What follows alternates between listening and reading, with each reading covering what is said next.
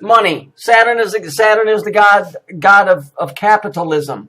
The word Capitol Hill comes from Capitoline Hill. Go look up what that is. It has to do with Rome and a temple built to Saturn because he's the god of commerce. What a surprise.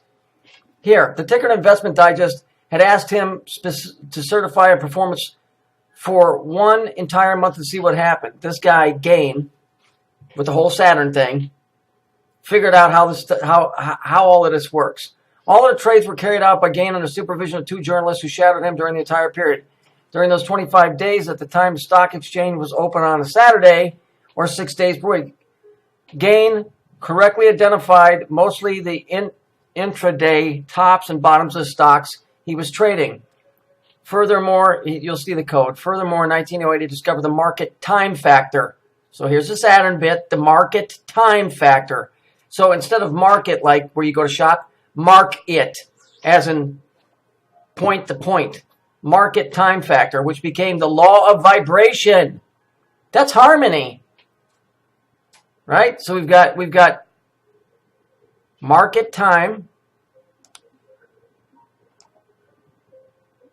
and vibration. Right? Okay. To test his new strategy, he opened an account with 300 and one with 150. So there's our 3 and there's our 150. And it turned out to be widely successful. Gain was able to make $25 profit with his 300 account in only 3 months. So there's your 3 and your 3. Or your 33. Meanwhile, he made $12,000 with his profit of 150 in only 30 days. After the results, because it's vibration, it's market time. You know, mark it time, like a metronome on a piano where it goes tick, tick, tick, tick, tick. It's all about, it's the atonement. After his results were verified, he became famous on Wall Street as one of the best forecasters of all time. As one expected, one of the biggest collapses of the stock market happened in 60 years. So there's just like, you might ask, how did he get started? What was his secret? Was his success due to luck or bravery, or was there more to it? Was it perhaps his famous trading tool called Gann angles? Angles, now you're talking masonry. Or the square of 9, which is exactly what's on your telephone pad. The square of 9, or your tic-tac-toe. Or the hexagon, I love that, hexagon chart. Well, you know it's a hexagon chart, right? Gain gave the solution in one of the very few interviews in which he speaks of his greatly discovered the vibration law. Through my method, affirmed Gain, I can determine the price variation of every share, and taking into consideration some temporary values, I can, in most cases, say how a share will behave in a particular condition. Stocks are like electrons. What do I keep telling you guys? It's the same fucking thing on a different level. We call it currency, and we handle it in paper, but in reality, they're really dealing with electricity that obey continuity to their specific individuality. In giving an answer to the vibration law, if we wish to be successful in our stock market speculations and avoid losses, we have to work with the causes that form the market prices. Everything in this world is based on exact mathematical proportions, and everything is but a point of mathematical force. Gain successfully designed a constant and an articulate strategy for trading and profiting steadily from the stock market. Gee whiz. Who would have thought? How many fucking times have I told you guys this? And I just found this afternoon because I wanted to show you when they keep talking about the big collapse is coming. The big collapse it's because they're looking at the fucking shit in the sky. And then they narrow it down to you and me and what happens up there on a higher dimensional level that they see working out in the planets, they force it on to us. It isn't because it has to happen. It's because they're doing it. So we're just stepping in line to it's like if you were trying to mimic a dancer. Let's say you were taking dancing lessons and you were mimicking the instructor.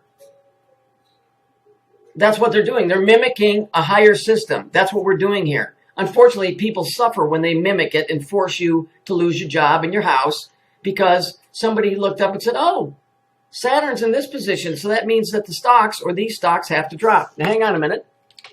We didn't see the word Saturn in here, although everything here is pointing to it. Wait. So if we look here, if you want to calculate the curvature of P-space and its price point generated by the planet Saturn, Helio, that's why when people go, Helio is the sun. No, it's not. It's the black sun. On October 11, 2000, a day of historical S&P 500, you first need to find the latitude, longitude, blah, blah, blah, of Saturn that day. And notice how everything is this is all sixes and then threes, and the P-space generates the curvature of the points simultaneously at the following prices, because they're doing it in they're doing it in a circle, making it like a pie chart. You see, it's everything I keep telling you guys. I keep pointing it out over and over and over and over and over again.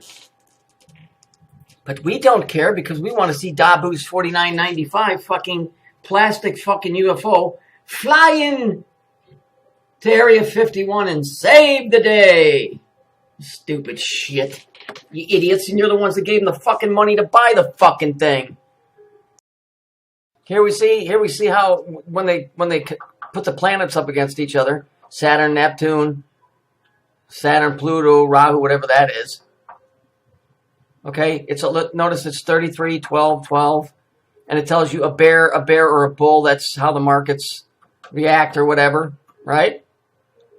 Notice that how interesting that is. And here, for good measure, James Quaid, Boyfriend from Hell, the Saturn's Daughter series.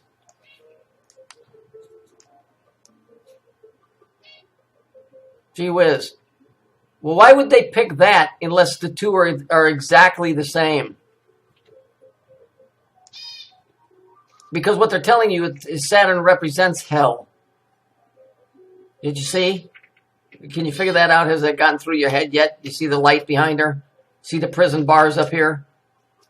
The motorcycle represents the cycle. Here's the broad. Why are they taking this word like this?